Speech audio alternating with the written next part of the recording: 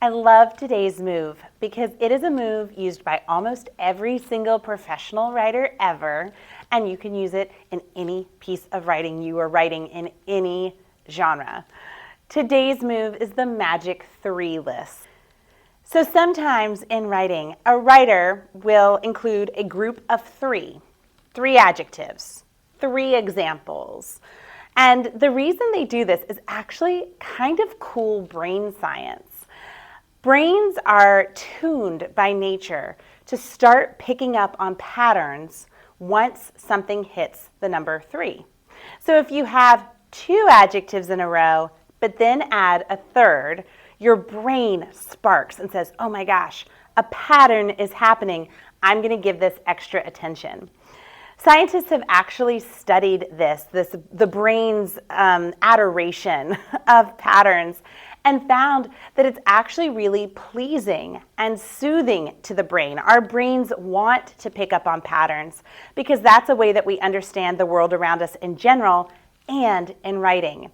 So as you are reading, you are going to start noticing that writers use lists of 3 constantly.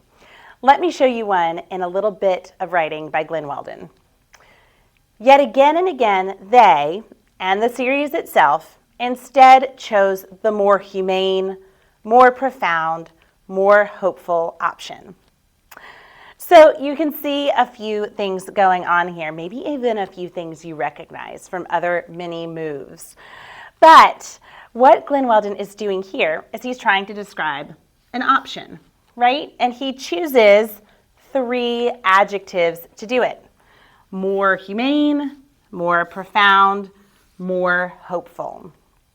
I want you to listen to me read that again. Listen to the rhythm. Yet again and again, they instead chose the more humane, more profound, more hopeful option.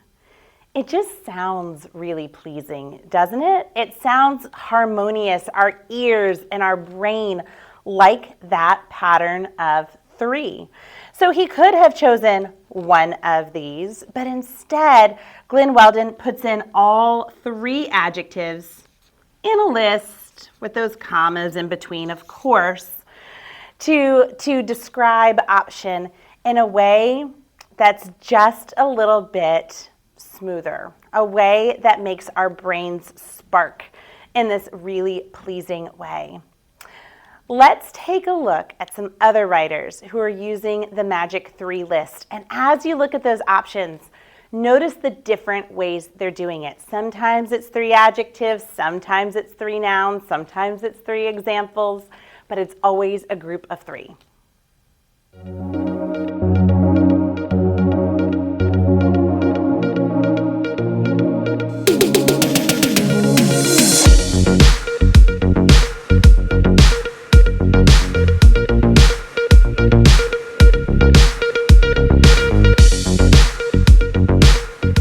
So where's a place in your writing where you would like to make it a little bit more pleasing, a little bit more rounded out?